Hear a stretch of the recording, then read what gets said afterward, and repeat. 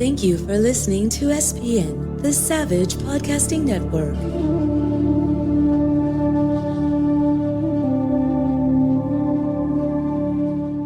Since its opening in 2015, Faro Restaurant has been one of Idyllwild's leading restaurants, applauded for both its gracious service and casual take on fine dining. Nestled in the heart of the beautiful alpine village of Idyllwild, California, Faro is more than just great food and elegant surroundings. It's a treasure destination not to be missed. Faro Restaurant, an official sponsor of the Idyllwild International Festival of Cinema. It's Italian, elevated.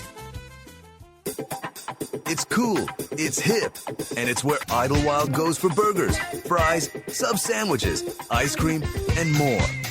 Atomic Cow, downtown Idyllwild, California. Official sponsor of the Idyllwild International Festival of Cinema. Fast, fierce, and filmmaker friendly. Be there or be square. Atomic Cow.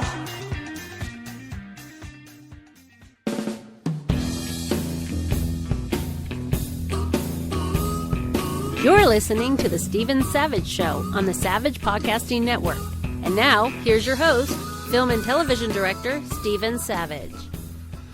Thank you, Nicole. How's it going, everybody? Savage here with you for the first episode of the 2026 season of The Stephen Savage Show, the official podcast of the Idyllwild International Festival of Cinema. Podcasting as usual from Cranium Wheel Studios at Chateau Esteban in the beautiful alpine village of Idyllwild, California. Just a couple hours east of Los Angeles, but a world away at nearly 6,000 feet, high atop majestic Mount San Jacinto and overlooking the great Coachella Valley. And I apologize for the late start for this year, but I'm in the middle of pre-production and development on my next two feature films, which I'm happy to say are both greenlit, but and shooting in the spring and next summer. But it's made things a bit hectic here. But we're actually back now, and I'm hoping to get a manageable schedule for the podcast around all of that stuff. And as always, today's episode is brought to you by our official lodging sponsor, Talk Eats Pines Retreat, Idyllwild's premier venue for weddings, family reunions, romantic getaways, or just about any large or small gathering or event. So if you're coming to Idyllwild for the film festival or at any time during the year, you owe it to yourself to check out the many charming cabins and cottages that make up this amazing mountain venue. Check them out today and book your Idyllwild Film Festival lodging at talkeatspines.com. That's TAHQUITZ, Talk Eats Pines. And for those of you asking about our lineup of guests for this upcoming year, just a quick rundown here. Oscar and Golden Globe nominated actress Anne Archer will be returning to the show to talk more about her amazing career and about her role as the head of the IIFC grand jury, and she's been doing that since 2017, and we're very lucky to have her on board. And my great friend, Golden Globe winner and the voice of and model of Disney's Pocahontas, Irene Bedard, will be on board to talk about her new Netflix series, American Primeval. So I'm looking forward to that. And Cannes Independent Award-winning documentary filmmaker Cassie J will be here for a chat. And my friend of over 20 years, Oscar and BAFTA-winning producer and screenwriter Leslie Patterson, she'll be on to chat about her newest film project after the huge success of her iconic war film, All Quiet on the Western Front. So we got a lot going on, and I'm looking forward to it. But for today's show, we're bringing you part one of our annual Idyllwild Film Festival Spotlight Directors Series. It's a two-part series where I get to interview top filmmakers from the upcoming festival and learn about their screenings, their films, as well as their plans for their new work and where they're heading in their own careers. And so anyway, I'm going to let these guys introduce themselves today, tell us what film they're with, and then we're going to talk about their movie, which is going to be screening at Idyllwild 2026, our 17th year. So, fellas, are you on board? Hey. I'm clear, Stephen. Great. Just by way of introduction to the listeners, one at a time, tell us your name, and then one of you just let everybody know the name of the film. Sure. I'm Korstiaan Vandiver. I go by Kors, Kors. It's pretty simple that way. I am the writer and the director as well as a producer on the film Jim Rat. And this is Josh Murray. I'm the other producer and lead actor in the film Jim Rat. Fantastic. And I really appreciate you guys coming on and being my guinea pig for this first show of the season. I've been doing it a long time. When you take a hiatus from podcasting, you kind of forget everything. Thank God I've got people helping me to edit and put the final thing together. But since I don't have an engineer here in the studio, I'm just kind of flying by the seat of my pants. So why don't we talk a little Jim Rat right now, if you guys are up for that? I know. Absolutely. Yeah. So, is Jim Rat's a featurette? Is that right? Is that what you guys are categorized as? No, it's a feature film. It's 100 minutes. Oh, that's right. Hold on just a second. Let me get my notes, because if I don't read my notes, I'm just lost. Oh yeah, it's right there in front of me. Feature film Jim Rat. Okay. Let's rewind that. Pretend that never happened. So, okay. Can you guys, now that I know what your both of your roles were, can you guys tell me what were the basic beginnings of this film? How did it come about? And I had heard something, maybe I heard wrong. I'd heard that this was a first-time director, or is it a first-time feature film director? Can you tell me that? First-time feature film director. Got it. For me, yeah. Right. So, yeah, it was honestly, Josh and I have been good friends for a while, and it was most popular for my screenwriting. Mm-hmm. And we were working on a project together. And one day, he came up with this idea that we should produce a film together. And I thought he was correct. I thought you were going to say, I thought he was crazy. But yeah. No. I thought he was right, but I just didn't really know where to go. And I had this idea. It actually was, it was going in a different direction. But I said, I don't know if you like this. And I pitched it to him. He's like, I love that. And so that's kind of how it started. Josh may be able to fill in some gaps. It's been a while, man, since we did this. Yeah, no, you nailed it on the head. I would just say the impetus was having seen, both Korstiaan and other friends spend, years and years with attachments and offers and money on the table and distribution, whatevers, and then it all falling apart over and over again. And being in that development hell, and I said, I want to produce films, and, he's been waiting a long time to have that directorial debut. And I said, look, we've had those conversations and seen people have those conversations for so long, waiting for someone to greenlight them. And I said, what if, while you're waiting for that to happen one day, we just took the bull by the horns and we made something happen at a really low budget level. And I was like, whatever it's going to be, however guerrilla I have to do it, let's get the film done on our own steam and not wait for the powers that be to give us permission. And so he was at a place, I think, having, been promised things and had people not deliver over and over again. Right. That, join the club. I'm on board with that. Join the club of the rest of us, course. Yeah. Oh yeah. No, and I will say too, one last recollection was I said, like, part of the MO is that we're going to start rolling cameras in 1 year. And if people want to come on and it gets bigger, or it expands from what we have or what our vision is, that's great. But I said that the agreement is that we will not delay because of promises for something more. And sure enough, like weeks before we started rolling cameras, we had all this talk of like, oh, we could bring in this star and we could bring you more money. And I said, well, that's great, but you got to do it by July 15th because we're rolling cameras either one way or another. And and that's what we did. So, of course, you had an actor bring you an idea, so you started off on the wrong foot there, but it sounds like it worked out okay. well, no, it was my idea. Oh, okay. It was more this push. Like you said, we both were just, in this place of like, waiting forever and the frustration of waiting forever to do something. Right. And, it just came down to, me believing in him as an actor and him believing in me as a director. And that was really the drive. Was like, let's just make something. We started off with not much. I mean, Josh worked so hard, and I mean, he really helped a lot of this come together financially. But we were hanging on by the skin of our teeth. But yeah, it was quite an adventure. It's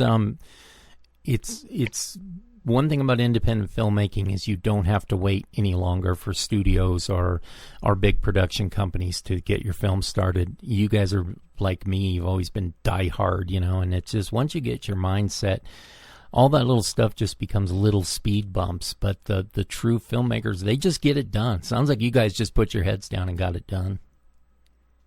Yeah, I think you're right. Yeah, that's exactly what happened. I mean, there were so many, there were opportunities to take the bait. I mean, it was like some great names came out of the woodwork. They shall remain nameless, but yeah, Smart. It was just like smart man. Like, wow, it was really hard. Yeah, it was like, what are we doing? Right? Are we really gonna? So no, it was fantastic. The story, the screenplay. Did you guys write it together, or who wrote the screenplay? I did. Yeah, I wrote the script. Yeah, it was. The story itself is Jim Rat is about he's a fitness freak. He's been in prison, and he gets released from prison. He's a bit delusional, and he has dreams of becoming the next Mr. Olympia. He's not even close in terms of the physical, DNA and the gene. He doesn't even have the genes for it. And so he's trying to do it naturally, but he needs a job, and he ends up getting hired by this maniacal gym owner who begins to set him off on a journey selling PEDs, performance enhancing drugs. And so you could imagine things don't go as planned after that. Wow. Any of your own life experience in this at all, or I hope yes and no. In a way, it was more about body dysmorphia, kind of watching people on Instagram. There was an element also, this element of faith to it, in terms of I'd heard a lot of people who would dismiss people for different reasons, whatever, mistakes they made in life. And that was one. So I was falsely in prison when I was a kid, incarcerated, not in prison, but incarcerated when I was a kid. And that kind of, being accused of a crime kind of pushed me down the wrong road, because it just felt like no matter what I try to do, in terms of doing the right thing, something would always go wrong for me. Sure. And that situation was quite a bit of a catalyst in terms of me thinking about how people were perceiving me in that time frame, but also, again, just looking at it through a faith lens in the aspect of how sometimes people judge people, whether it's, for their actions or, how they look. So that was part of it. Josh could probably speak to a little bit more as well. But it sounds like the experience, I don't know, we as artists, writers, musicians, filmmakers, whatever we are, you look back on it and you go, well, I may not be the person I am today, and may not be doing what I'm doing today if it hadn't been for this or that, So it sounds like you 100%. just used the experience and eventually just said, screw it, I'm doing this. Yeah, all the time. I do it all the time. Josh, did you originally come into this project wanting to play the lead? It was a combination of acting and producing. I've had some other projects. My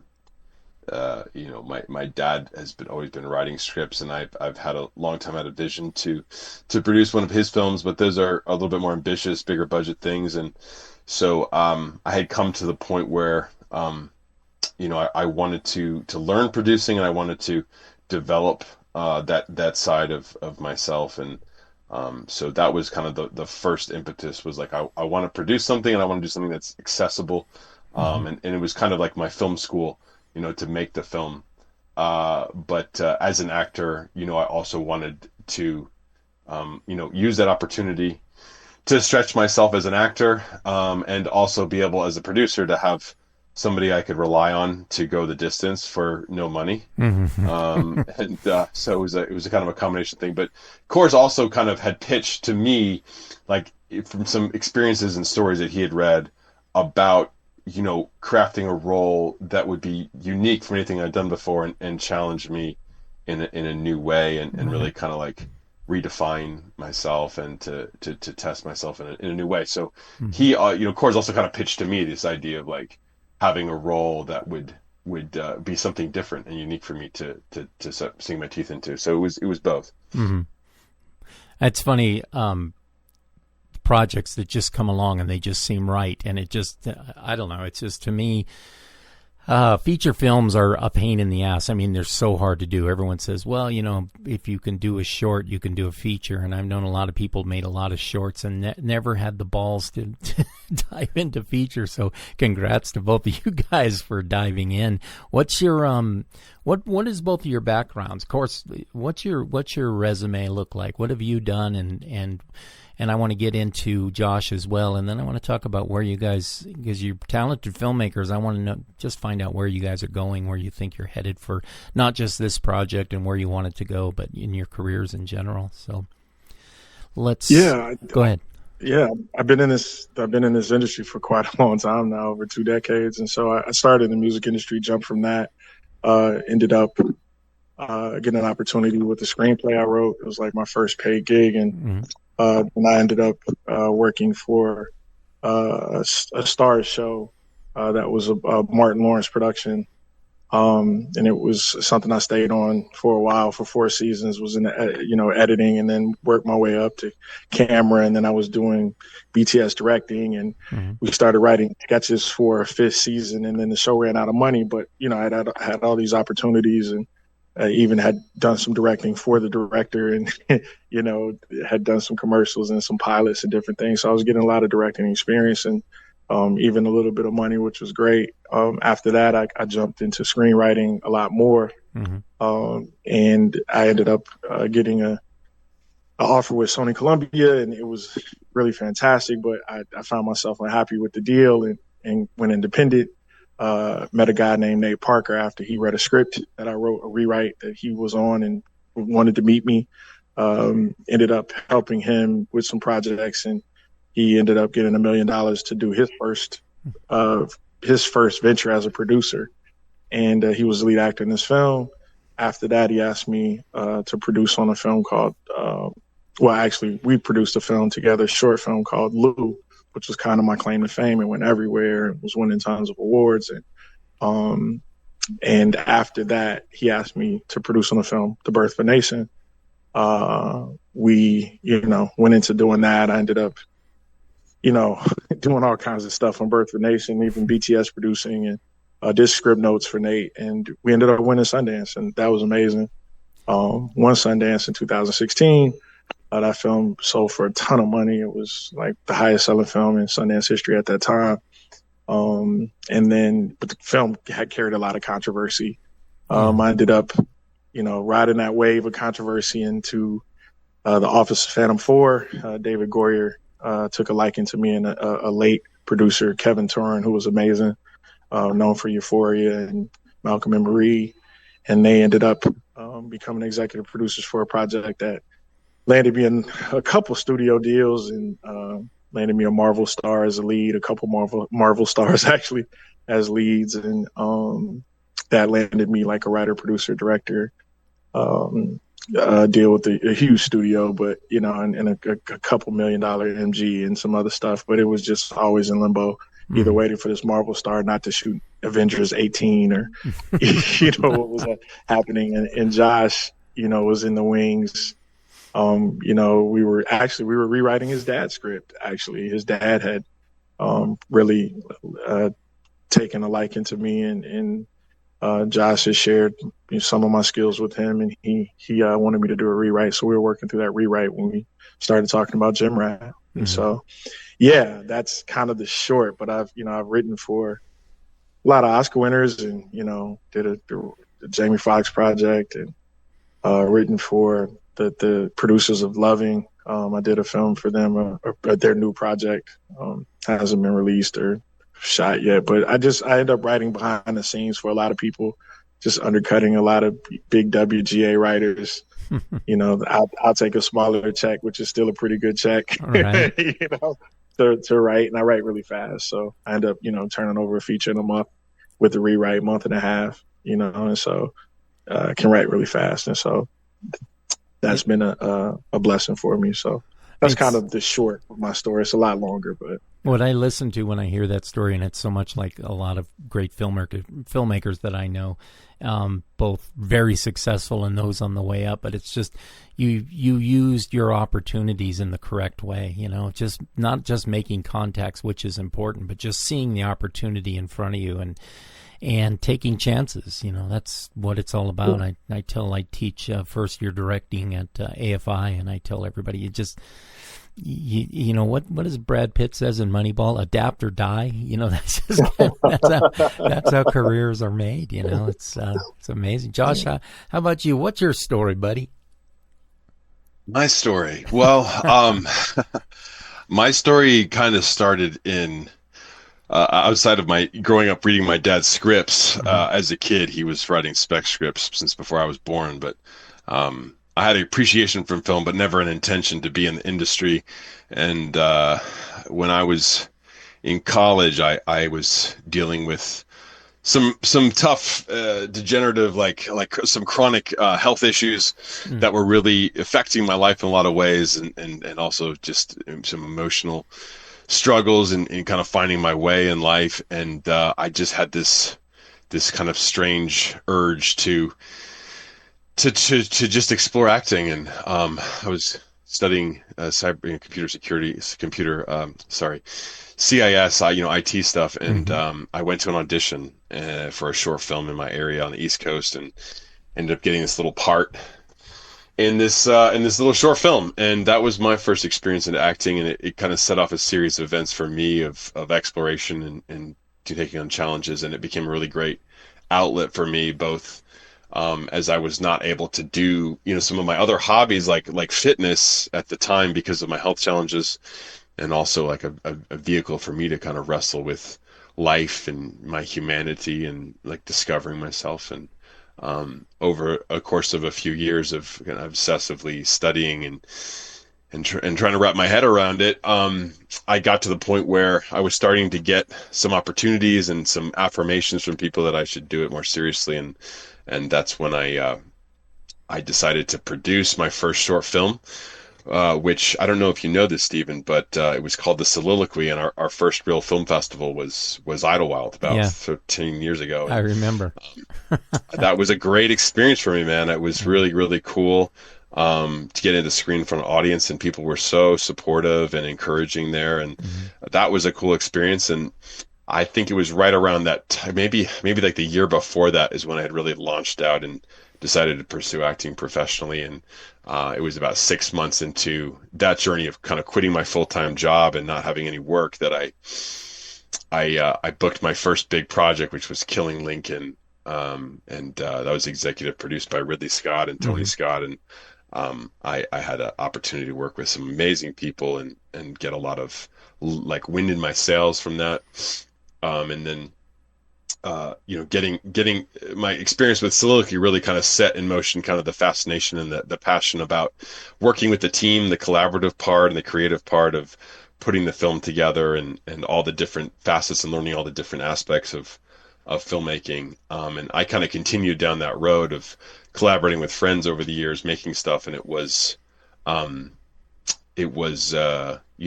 I said, working with Kors on that script, and getting that place where I want to step into that feature space, and I want to do something that we can tackle now and not wait for one day.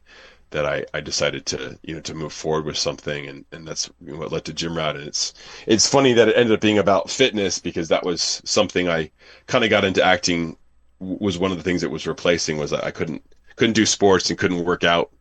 And I had gotten to the place of health and resilience at that point where I could work out again. And then doing Gym Rat, putting on 20-25 pounds of mostly lean mass for the role, was like a really full circle moment for me of like doing a film as an actor, where I was to be able to challenge myself physically like that as well. Was really, really cool. But I've done about 60 plus film and television roles at this point. I'm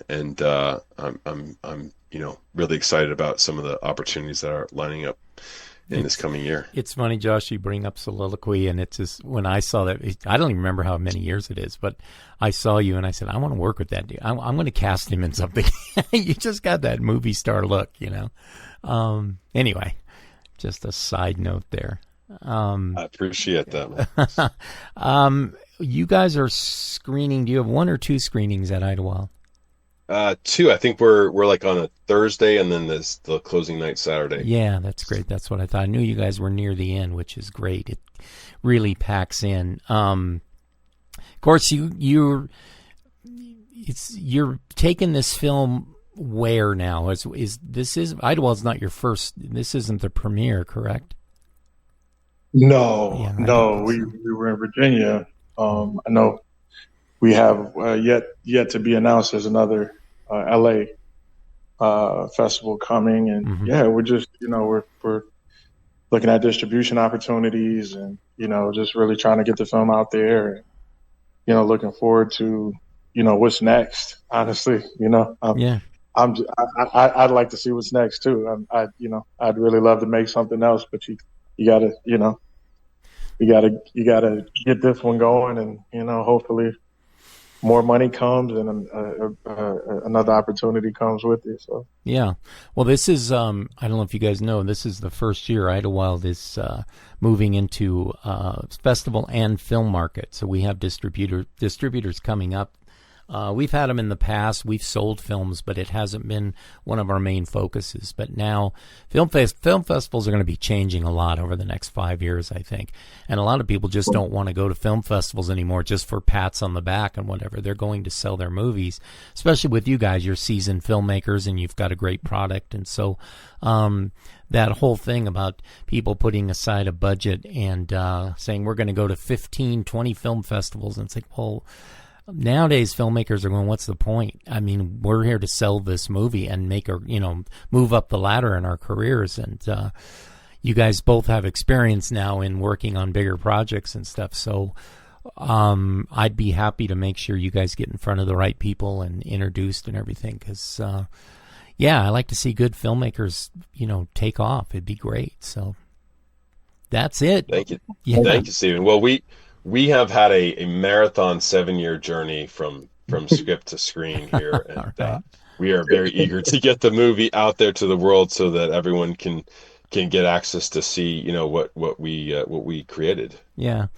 This film that I'm shooting in April and May is the same thing. I've been working on this movie for 5.5 years, and it's fine. It's just like people say, well, are you ever going to make that movie? Like you're just full of shit or some bullshitter, And I'm like, dude, you don't understand how long it takes to get this, what was it? How long did Billy Bob Thornton take to get Sling Blade made? And I remember seeing an interview with Spike Lee talking about one film that turned out to be a huge film, and he just talked about the headache of and he's Spike Lee. He was already famous, but he couldn't get the film off the ground, and just like, geez, man. So, and I listened to Kevin Costner's Open Range, the director commentary DVD, and he just bitching and moaning about the money and it doesn't show up. And it's like, I go, well, if Costner and Spike are dealing with this, then I don't feel so alone.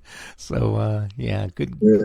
Congratulations, you guys, on getting this film in the can and getting it to us. And I'm so glad that you've decided to come back to Idyllwild, because it's the films like yours elevate our entire screening roster. It's just we try every year to up our game. I'm one of those guys that, because we talked, the three of us were just talking about beginnings and where we started. I never want to shut people out. So if somebody makes a film that I think has merit from a visionary point of view. In other words, they don't have the money, they don't have the time, but they put something out and you can see the work. You know what I mean? You can see the passion and you can see the talent. And I always want to have those films in the festival as well. I don't want to be snobbish or anything, but when it comes to you guys, this is the kind of film that brings our festival up. So I really appreciate you coming to Idyllwild with it. Wow. I mean, we're really grateful. I mean, we were shocked at just 9 nominations, and I mean, yeah, that was mind blowing and humbling, and definitely a surprise. But Yeah. We're so excited, about Idyllwild, and just grateful for the opportunity. So thank you. Yeah. Well, same. Ditto. You put together a great team of people on your board and your jury, and we're very excited to share the film with you guys at Idyllwild. Yeah, the first 3 to 4 years of the festival, I was pretty much on my own, and then our executive producer, Trinity Houston, just came up and introduced herself, and she'd been looking at the festival for that entire year, or that entire week, and said, this is nice. I can make it actually better. And I said, thank God, because I probably wouldn't have gotten through more than 3 years if she hadn't come along. But the grand jury is mine. I'm the one that, brought all those people on board, and I am the liaison between them and what films they're watching and how they're voting on their awards. But as far as the day-to-day, I just, make speeches, invite my famous friends, and wave my hat, and that's pretty much what I do. So I don't take a lot of credit. But when films like yours come along, I'm just really grateful because, again, it just brings our festival up to that level that we want to be. And now, becoming a film market, we're gonna. I told you guys earlier I was going to guinea pig you out as the first film of this season of the podcast, and so we're kind of going to guinea pig you guys out and see a film of this caliber where it might go. And if I see a movie, even if it's just streaming on Amazon or whatever, I'm still always proud that, hey, that film is worthwhile, and we had it at Idyllwild. So appreciate you guys coming. Thank you. Yep. Thanks so much, Stephen. All right, you guys, it's Jim Rat and Kos and Josh. You guys are. I'm just looking forward to seeing you, hanging out with you, and having a great festival. So, any last words? I just say thank you again to Idyllwild. Thank you so much to the Jim Rat team and the cast and crew, and just all the people who are going to come out. Thank you in advance. Again, we're humbled that you would take time to watch our little film and to celebrate us in this way, in this magnitude. And so very grateful, man, and just excited to get to the festival. I got my ticket. I don't know how I'm going to navigate the snow. I hope I don't have to, but you may not have to. We're getting it now, so it probably won't be around for the festival. Awesome. That's good. That's great. Yeah. Josh. Ditto to Coors, and to all the filmmakers out there who are dreaming, take action, and as the great Winston Churchill said, never, never, never, never give up. Absolutely. Jim Rat, everybody. Thanks, fellas, for being on, and we'll see you at the festival. Cheers, guys. And we will see you back here in just a minute. Did you know the Art Alliance of Idyllwild is a nonprofit organization with a mission of creating community through art? Hi, I'm Paige, artist member, board member, and treasurer of the Art Alliance of Idyllwild. Our vision is to enhance our community through creativity, art education, exhibition, and artistic excellence. There are 4 ways to help. Become a member, make a tax-deductible donation, attend our events, follow us on Instagram, and like and share our posts. You can find us at Art Alliance of Idyllwild on Instagram and at artinidyllwild.org. Every small town has that one special spot, a place where strangers become friends and friends share great times together. Idyllwild, California has just that spot, Terrence Place Pub and Gallery, where live music and good company create amazing memories. We feature fine wines along with international and domestic tap beers. Our vibe is welcoming, fun, and eclectic. Terrence Place Pub and Gallery is proud to be an official sponsor of the Idyllwild International Festival of Cinema. Come and experience the alpine charm of Terrence Place, located in a village lane in downtown Idyllwild, California. We invite you to stop by and have a great time. Looking for great Mexican cuisine in Idyllwild, California? Look no further than La Casita, Idyllwild's #1 spot for authentic Mexican fare, serving up both traditional and north-of-the-border specialties. La Casita is also famous for its great beer and wine selection, and the best margaritas to be found anywhere. La Casita, an official sponsor of the Idyllwild International Film Festival, and simply the best Mexican food around. All right, everybody, we're back with our next filmmaker from the Idyllwild 2026 screening roster. And we have on the line now Bill Stancik, and his film is Devil Returns To Monolith. Is that correct, Bill? Yes, it is. Fantastic. I actually got something right today. So, anyway, yeah, thanks for coming on. I'd like to talk a little bit about your film and about you as a filmmaker and where you want to be going in the future and what you plan on doing with this movie. So if you've got the time, I do. Yes, indeed. So first of all, once again, give us the name of the film and the running time. The Devil Returns To Monolith, and the running time is 87 minutes, I believe. 87? Actually, that might be a little high. It might be. I thought it was closer to 79 or so. It doesn't matter. Yeah. I just like to think. I like to think I have my hand on the pulse of what's going on, but I'm not always right. 86 minutes. Okay, good. Excellent. So, tell us a little bit about the film, and if you could tell us about the. Were you the screenwriter as well as the director? Yes. Okay. If you could just kind of give us some background on where the idea came from, and basically how it went from page to screen. Okay, well, I'll back up just a little bit. I've been working with my film group, Laszlo Films, for about 9 years now. Mm-hmm. No budget features and a lot of shorts. This one, we decided to go all in as far as our prep and everything else to try to make a film that we all could stand behind and feel that we were ready to make that next step. The premise of the film was the idea of what happens after the events in a film like The Exorcist. You have a lot of the possession movies, things like that, horror movies, where at the end, good usually wins, although not always. But it's a question of, okay, after you've got a kid that's been through hell, what goes on with their life moving on from there? Mm-hmm. And so it was using that as the jumping off point. And it makes the movie a bit difficult to cleanly describe. Mm-hmm. Because it starts off where a horror movie ends, in a manner of speaking, but then veers off into something that's more like a fairy tale. It's the film's got a definite sense of absurdity and whimsy, humor, warmth. It uses that as a jumping off point, but then probably doesn't go anywhere where you're thinking it's going to go, other than that the name of the film is, spoiler alert, The Devil Does Return to Monolith. Is this a genre you've worked in before?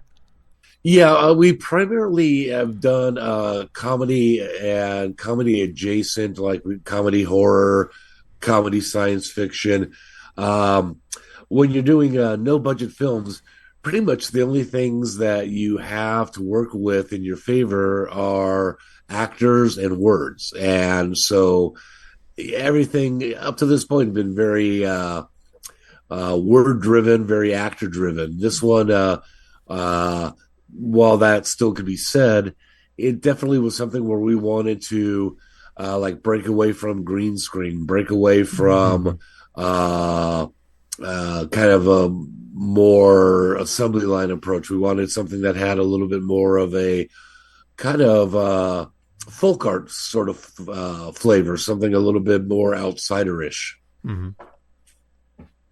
That's it's interesting, but we don't do this. This film to me seems a little more almost thriller than it does horror. I don't know how to describe it, but I think that's safe to say. Yeah, the horror is sort of like whatever happened before the movie started. And that's where it's sort of like it kind of does a head fake pretty early on of using that as a jumping off point. But yeah, it's if people are going in to see a horror movie, they're going to be disappointed because that's not where the heart of the film lies. Yeah. And the thing is that I stray away from gore and I don't mind a horror movie is cool if they're scary, but I just stay away from the slasher stuff and all that.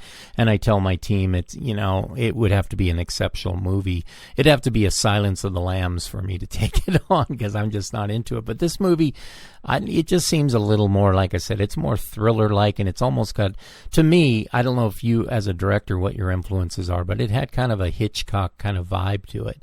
And, modern Hitchcock kind of vibe to it. And I like that when you're dealing with people in impossible situations and there's a humanity to them, if you know what I mean. They're not just one-dimensional people running around killing people or, young people being chased through the woods. That kind of stuff, I don't get it, But it really, what I kind of found fascinating, and it's what sort of helped the movie become itself, is it really is, it's about how you choose to find a path through life, and that the closer you get to trying to put it into words, the harder it becomes to quantify. And so the lack of ability to clearly communicate affects several of the characters to one degree or another. One character is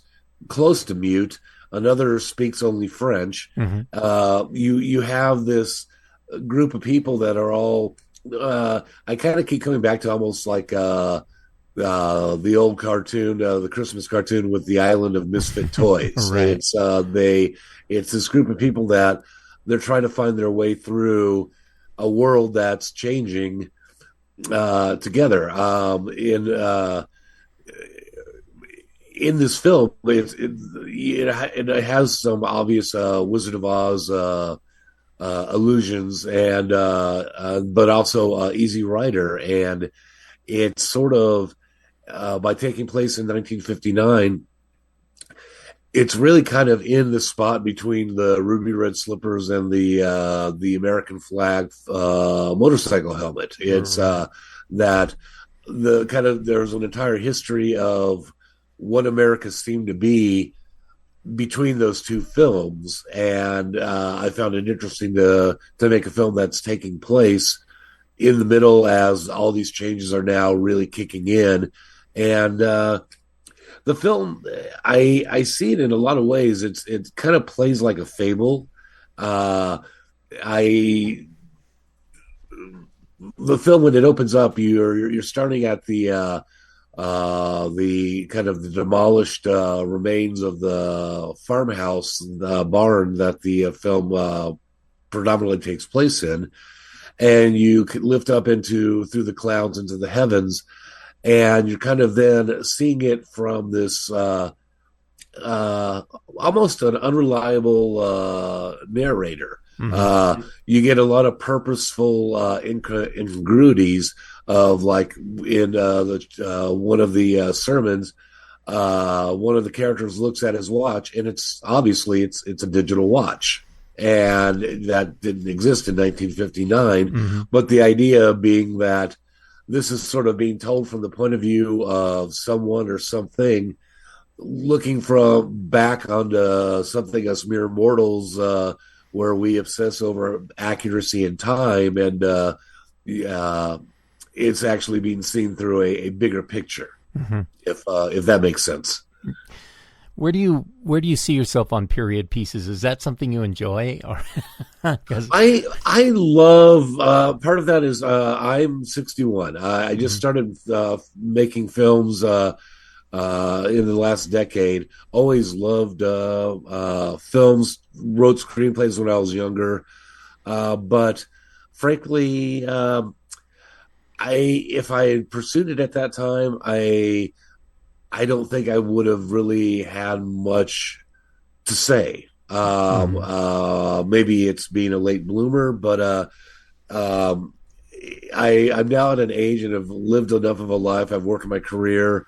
I'm comfortable seeing the world for how I view it, and not feeling like, okay, what would Tarantino have done, or something like that? Not to disparage him, but I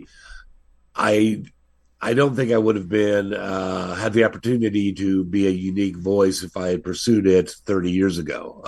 Now, as you get older, mortality, the clock starts ticking in your ear, and I want to make movies that I find interesting, that I feel like have something interesting to say, but are not agenda driven or anything where I'm not expecting an outcome. I would love the idea that if 3 people saw this movie, they all come out with different takes or views on what they just saw, of like what actually happened and what it meant. It's like people ask about like influences, things like that, and there's the obvious names that always get brought up. But having watched films for 50 years, I've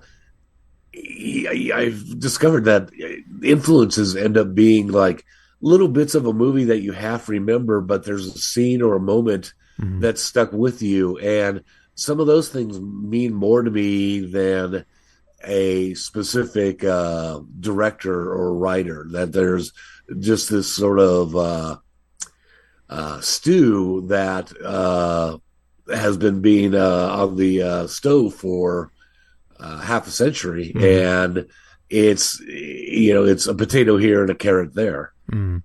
It's exactly the same. I mean, everything you said I just relate to so much. When I was a kid, I would set my alarm even on school nights, and my mom would let me if there was a movie, because before VCRs became a really big thing, and when I was 9-10 years old, you'd have to get up and watch a movie when you saw it in the TV guide. And yes. I remember Once Upon a Time in the West was on at like 1 a.m. and I set my alarm and I got up and I just watched it because it seemed good, bad, and the ugly and all that. I just wanted to see this movie, and my mom was like, okay, make sure you get sleep. But I remember the opening crane, not the opening scene, the classic train station shootout, right after that, when they introduce what becomes Sweetwater, and they have that big ranch, and the guy's waiting for his mail order bride, and the kid is hunting pheasant, and he's got a bird in his arms, and he's climbing up the side of an embankment, and there's this beautiful crane shot that just follows him up, kind of medium wide. It's more of an intimate shot, but then when he gets over the top of the ridge, there's the ranch house in this big panoramic, and it's like the perfect establishing shot that isn't really set up as an establishing shot. And I remember being fascinated by it, but having no idea why. It was years later, after I'd been a musician and traveled the world, and I decided to be a filmmaker. And then I realized, I got into film school and realized what the language was, and it sounds like you had pretty much the same experience. Yeah, it's funny you bring up the VCR. I've probably watched Singing in the Rain easily a dozen times with my father. God bless him, he just passed away a year ago. But he bought one of the very first VHS machines. This would have been probably like 76 or 77, just so that he could tape Singing in the Rain off TV. It was being shown uncut on probably PBS. And so that was, this is what a VHS is, and or VCR, and the VHS format. But like there's moments of Singing in the Rain or musicals or films that stick in my head to this day, that and that's the magic of movies, is that you can have something, and it's almost better if you don't quite understand why it's so evocative to you. It's kind of like comedy. If you have to explain comedy too much, all of a sudden, the humor's gone. You just have to kind of trust in it. And that's one of the things, like I mentioned before, we did a lot of our previous films. We did them green screen. This one, we lucked out into a really wonderful location, but being able just to have that of being able to frame shots in a way that I found to be evocative, like when you see all the people from the Father Seidel's church sitting outside the barn with the one man playing guitar. You have a ability to I feel like, boy, it just everything from the weather to the way the sun was hitting at that precise moment just happened. It's like this film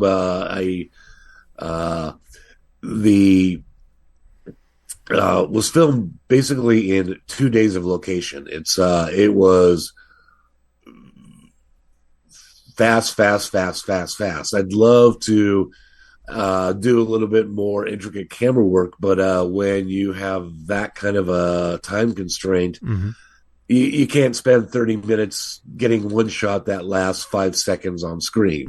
You have to really kind of pick your moments, and it's so funny about bringing up like Singing in the Rain. I found myself thinking back to films of that era where your camera isn't necessarily as active, but the way that shots are framed and what's being selected and how it's lit and everything else really becomes part of the overall feeling that you're trying to evoke. Mm-hmm.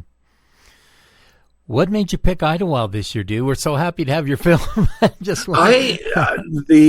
truth of it, I saw it on Film Freeway, looked it up, and almost didn't enter. I thought out of our league. I really, don't get me wrong, I'm incredibly proud of this movie. I think it's got a magic to it and a warmth to it that everyone who's seen it just loves it, and it handles repeat viewings wonderfully because there's all kinds of little things that interconnect that maybe aren't obvious on the first go round, that all of a sudden you start going, oh, all these pieces were in play. But I had when reading up on Idyllwild, I was just like, this sounds like the absolute dream festival. Just location. I looked up what previous winners and selections were, and well, hopefully this doesn't sound too corny, but that was where I was like, okay, well, actually, I want to consider this, because it seemed like the selections in the past had covered a lot of ground. It wasn't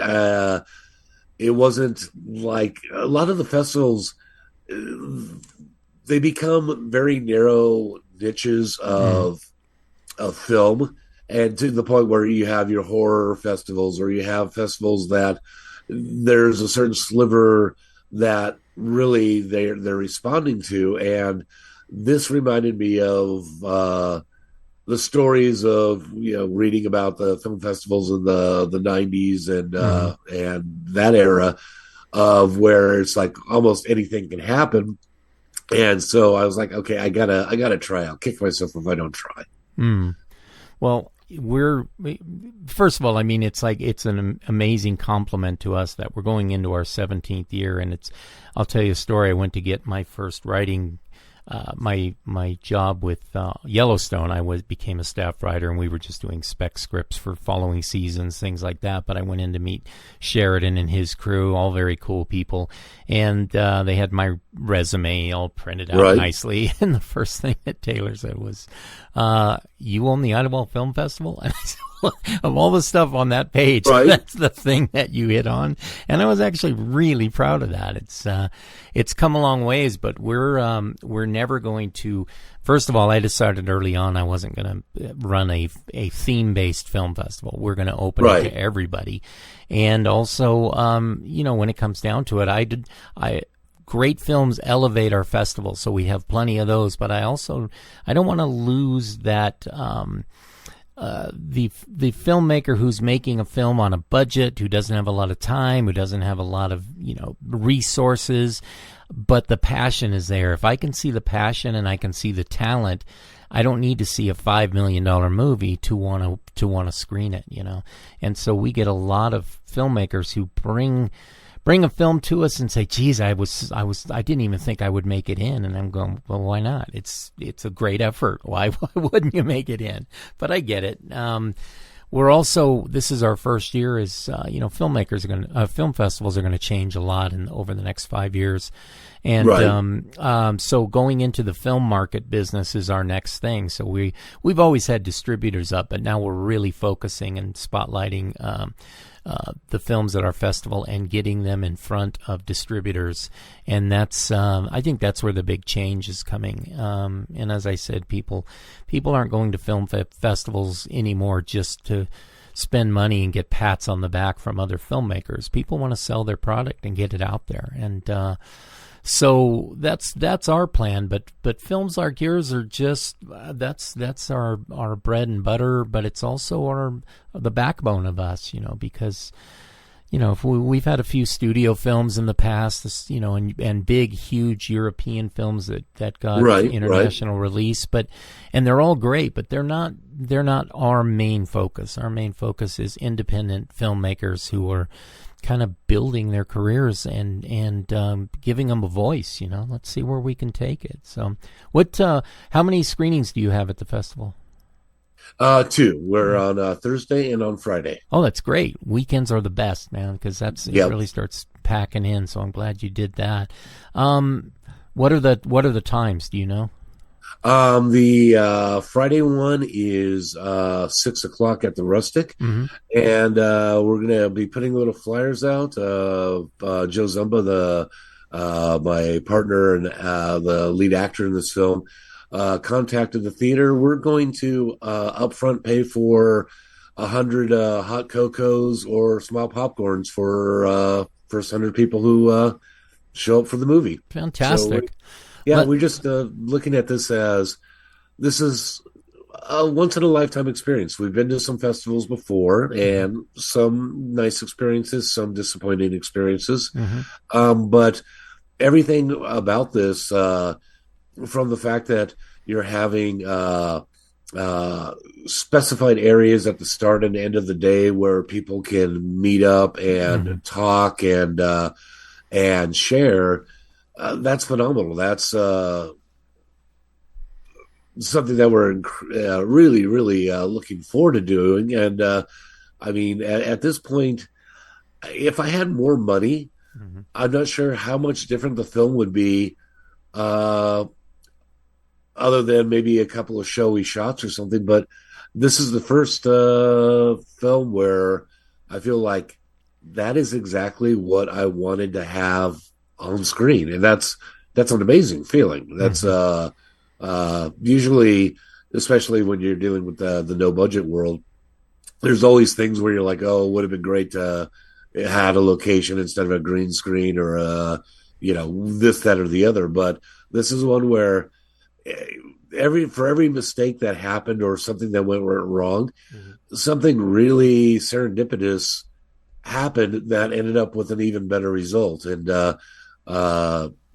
you don't get magic like that very often. And since this one seems to have whatever little sprinkling of magic going on with it, we're just we're excited as hell about going down. And we're leaving from the Seattle area, so going southward to your neck of the woods.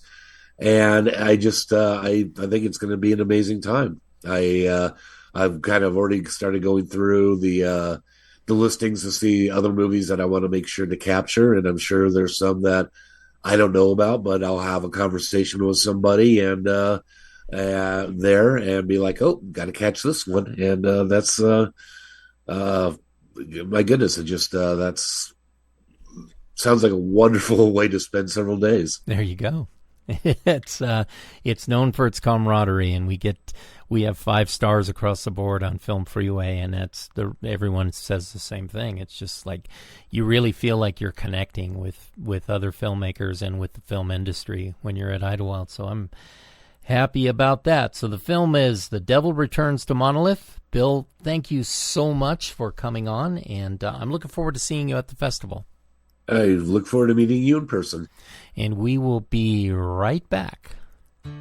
No small mountain village would be complete without its favorite local breakfast spot. And the Red Kettle restaurant in Idyllwild, California is just that place. As Idyllwild's premier downtown breakfast and lunch restaurant, the Red Kettle is exactly what you'd expect. Great food, friendly service, and quaint small town charm, the Red Kettle is the heart of Idyllwild's village life. And as an official sponsor of the Idyllwild International Festival of Cinema, all festival badge wearers are treated to a 10% discount on every order. The Red Kettle restaurant, Idyllwild, California. Home-style cooking all year round. Born out of creativity and desire, the Peak Restaurant and Bar at Tahquitz Pines is a must-see experience for anyone visiting the beautiful alpine village of Idyllwild, California. Featuring a mix of local and international cuisine, the Peak Restaurant and Bar is the centerpiece of the Tahquitz Resort. Set amid gorgeous mountain surroundings and miles of hiking trails, the Peak is unlike any other eatery around. And as an official sponsor of the Idyllwild International Festival of Cinema, the Peak is home of the event's famous Filmmakers Village every year. The Peak Restaurant at Tahquitz Pines Retreat. Come dine with us.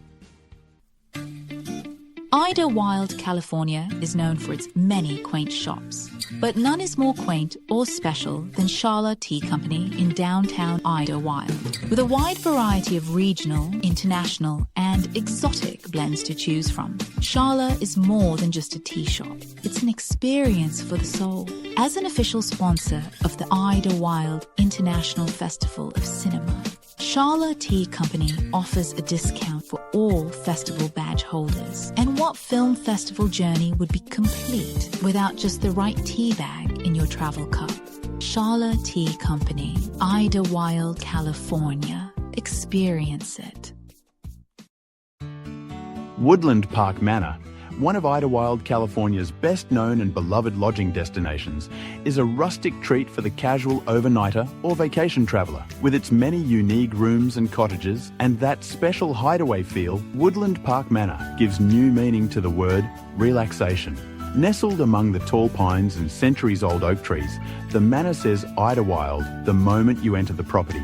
As a sponsor of the Idyllwild International Festival of Cinema since year one, all festival attendees are treated like family, because that's what you are to the proprietors. Woodland Park Manor, Idyllwild, California. Book your room now and tell them you're coming for the festival. You will love it. All right, we are back, everyone, and we have with us the third of this episode of our 2026 Idyllwild Spotlight Filmmaker interviews, and we have online with us James Boss from the film Guns in Paradise. Do I have all that right, James? Yeah, that's correct. Fantastic, because I don't always get it right working on the fly. So, yeah, what I'd like to do is just, if I could, just get some background on the film and you as a filmmaker. We'll talk a little bit about, where you plan to take this film and where you plan to go in your own career and your background and all that. So if you're up for that, let's give it a shot. So I started writing the script during the pandemic, actually. It's usually every time I'm writing a short film, I usually try to experiment and try something different that I haven't done before, or I try to elevate what I've done in the past. And this film kind of had all of that going. I felt I wanted to take my visuals and sound design and storytelling to the next level.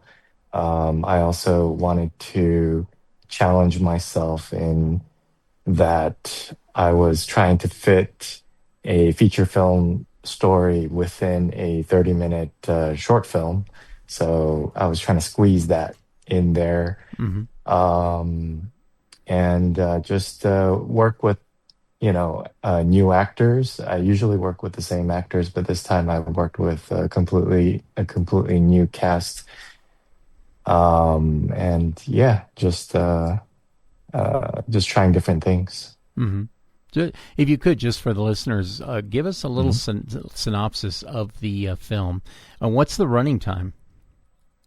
It's 29 minutes, Yeah, 28 or 29 minutes. You're in the featurette category, which is a great category because it's its own trophy category as well. So it's not just stuck in with all the shorts as well. It's an actual because when I started the festival, to me it was like I couldn't make a 10-minute short. I'm just too long-winded, but you don't always have the wherewithal to make a feature. So I thought the featurette category was one that should be spotlighted a little bit more, that over 15 minutes but under an hour kind of thing.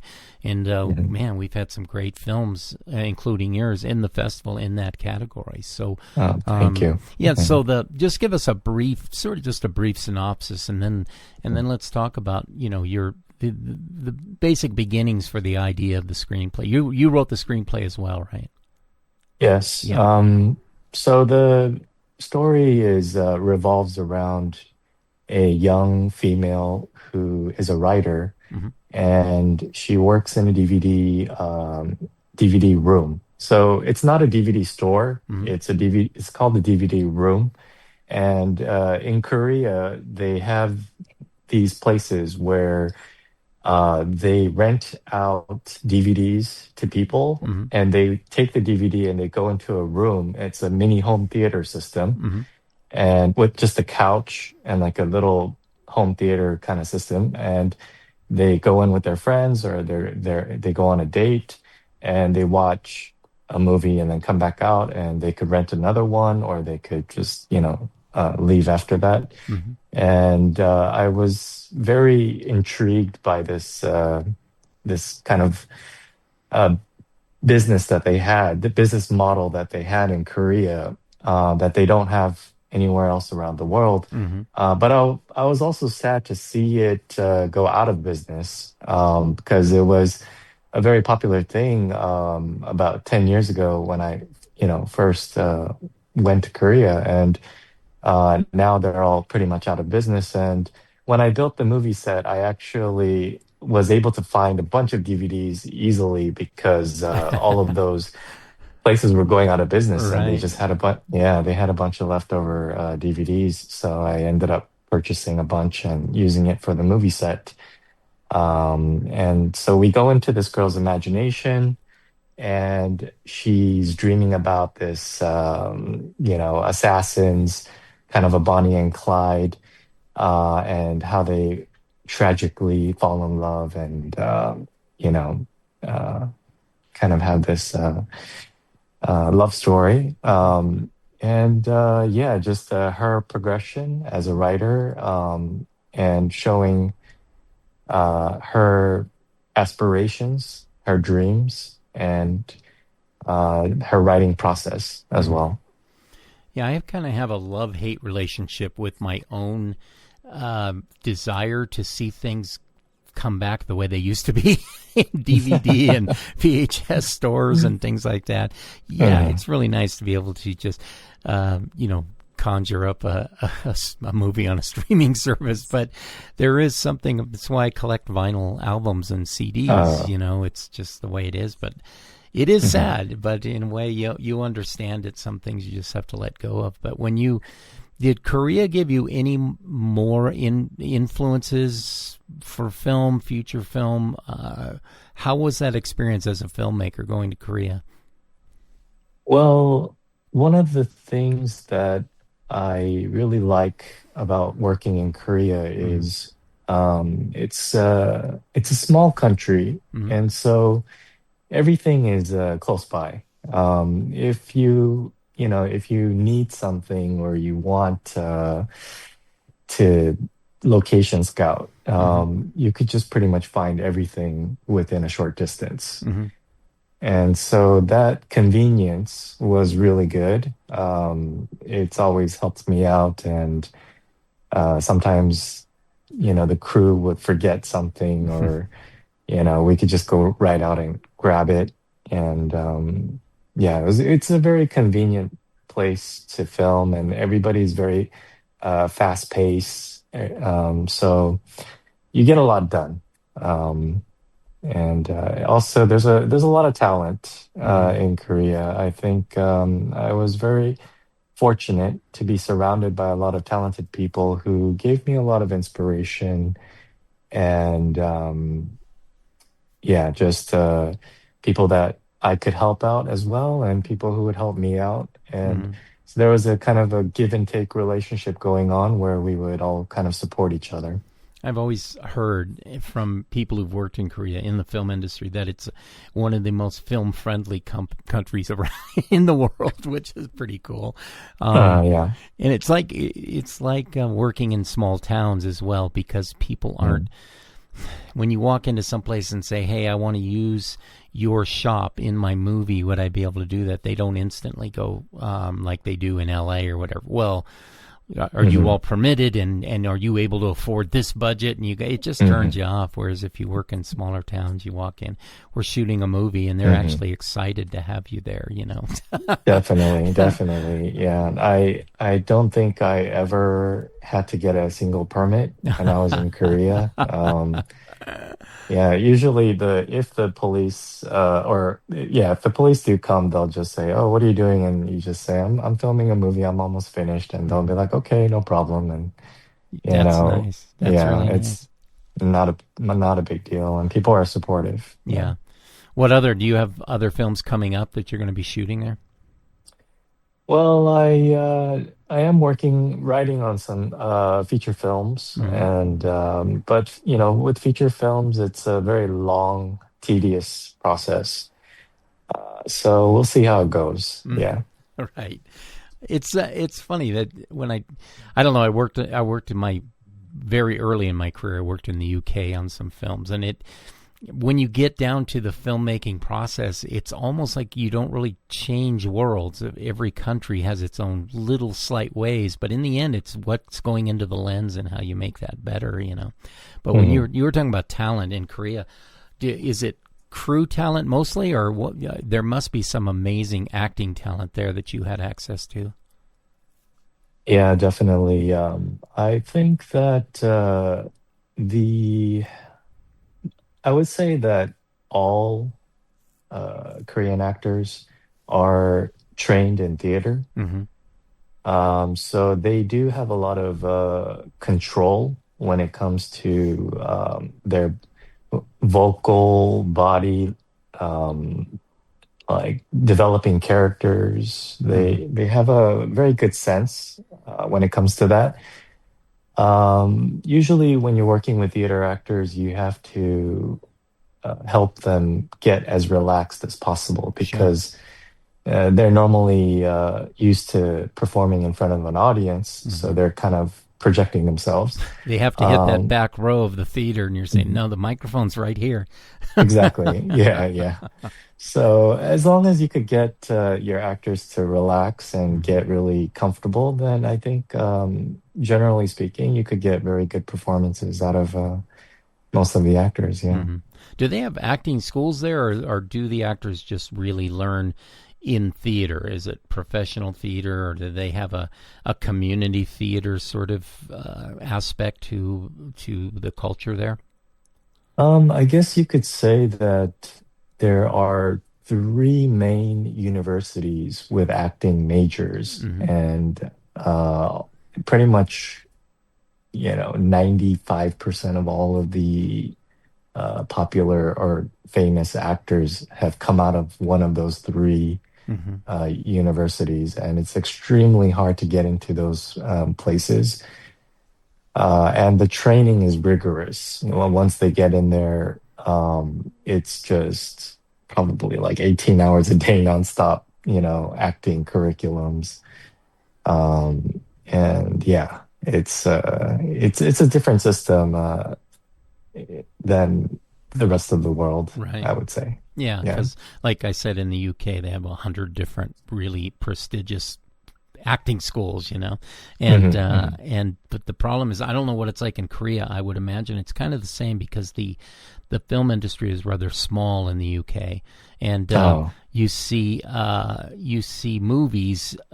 Time and time again, the same 12 actors are in everything, major motion pictures, indies, and then when you you watch TV in the UK and you just see the same actors over and over again. And I'm just wondering how similar Korea is, being a smaller market like that. Yeah, I would say it's become like that. But there's still a lot of really talented actors that are just not getting the work. Yeah, so the actors that I casted, they're not well-known actors, but they're very, very talented, and they work very, very hard. They're constantly doing small theater projects, and just trying to get their foot in the door. Yeah. I've noticed that since the advent of, used to be called the mini-series, now it's called limited series, where they have just 10 episodes, or Game of Thrones had 8 seasons, but they were just 10 episodes apiece. And I don't know, I just noticed that now you don't really have to have big names, even in your independent film, to sell the movie, because people are used to now, they'll see a limited series and they'll see an actor they've never seen before, but by the end of that 10 series, or the 10th episode, they know that actor, and it's like, oh, that actor's a big star, and you think, wow. So that's kind of creating fame, if you know what I mean. But catch them early before they're spoiled. And you can find some big talent. That's great. What's your film background? Where did you hone your craft originally? So when I was young, I was just really into martial arts, and I had an accident, kind of like a spontaneous accident, and it led me to kind of pursue my second passion, which was the arts, and I ended up majoring in graphic design and multimedia. And while I was working for a company, right across the street was the Sony the lot, the Hollywood lot. And during this time, I was watching a lot of DVDs that had behind the scenes making of videos, and I just got really inspired. And I just thought, maybe I could try making something, I bought some very inexpensive equipment and got my friends together, and we shot something and submitted it to the Project Greenlight. There was a show called Project Greenlight, which was giving $1 million to the winner. I remember that show. It's great. Yeah, and I made it to the top 50. And I've never filmed anything prior to this before. So I thought, maybe I can do this. Maybe I have a chance. So I started to pursue it further, and I just, after that, I spent probably the next close to 8 years of my life working on a feature film. And the feature film did get pretty far. But after that, my team, we kind of went our own ways, and I was the only one that continued pursuing filmmaking. And I realized that although I am very good on the technical side of things, I wanted to pursue more of the foundations of filmmaking, which I thought was storytelling and acting. And that's kind of what led me to go to Korea. It was completely by accident, by chance, but I went there just out of curiosity, and I ended up staying there a lot longer than I had expected. That'll happen. That's happened to me in the UK. Yeah, definitely. Yeah. And so while I was there, I continued making short films.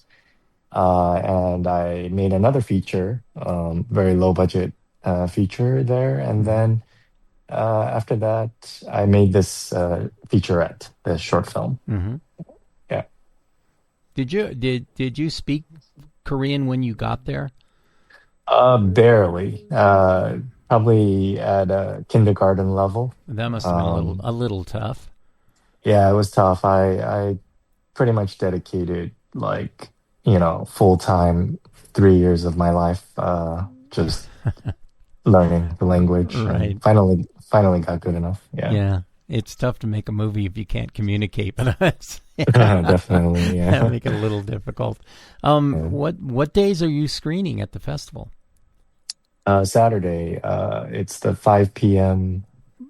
Showing. At which venue? Are you at the Rustic Theater? Yeah, I think it's the Rustic. Yeah, Rustic. That's a great place to be. Great sound system, and the Rustic is funny. It's an historic theater, so from the outside it doesn't look like it's some big multiplex, because it's not. But when you go inside, it's all state of the art. It's really great, and it's a great place to screen. So excited. You're going to enjoy that. I just like to ask the filmmakers, what made you choose Idyllwild for this project?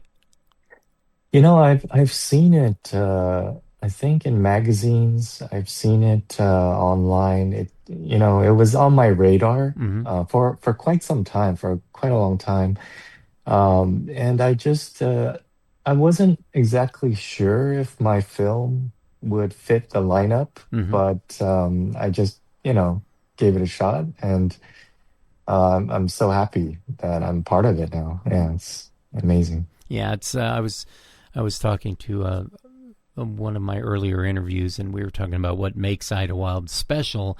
First of all, it's in the middle of nowhere kind of thing. It's a mountain village, but it's only a couple hours from Los Angeles. So that's why I've been able, because I work in the city and in the studios, and I've been able to, through contacts, I was able to put together this really amazing grand jury, which does pull people in. And this year we're doing our first ever film market, which is going to be part of our festival. So we're going to have distribution, and you'll get a chance to talk to people who are maybe not, this film maybe, but if not, then you get to know them and talk about future projects, and you never know where your film's going to end up. But I think the filmmaking and film, with all the streaming platforms and everything, it's kind of the Wild West right now. It's wide open, and you just you just don't know where your film's going to go. So people, I think, are done entering film festivals just for those pats on the backs and the attaboys and all that. They really want to go to a festival to try to get noticed, recognition, and possibly to sell their films. So I think I think you made the good decision to come to Idyllwild. Really appreciate it. So the film is called Guns in Paradise, and James, I want to thank you for coming on today. Is there anything you'd like the film audiences coming to Idyllwild to know about the movie? Well, if you guys have a free time on Saturday to come check out the movie, please come check it out, and I promise you'll have a great time. Yeah, the venue lends itself. People do like to go there, so you're going to get an audience that's going to be worthwhile. And we have the best parties ever, and we have a great awards ceremony. So being in that category that you're in it's always it's wide open for chances to win things and walk away with big wins. So I really appreciate you coming on today, James, and talking about Guns in Paradise, and I'm looking forward to seeing you at the festival. I look forward to meeting you also. Thank you so much. And that's going to do it for this episode of The Stephen Savage Show, and we hope to see many of you at Idyllwild 2026, our 17th season, March 3rd through the 8th in Idyllwild, California. Meantime, I want to thank my producer, Nicole Hughes Bradshaw, our executive producer for The Stephen Savage Show, Steve Tuma, and the Idyllwild Film Festival executive producer, Trinity Houston. So for myself and everyone at the Savage Podcasting Network, thanks for listening in, and we will see you next time. Thanks again, James. Thank you.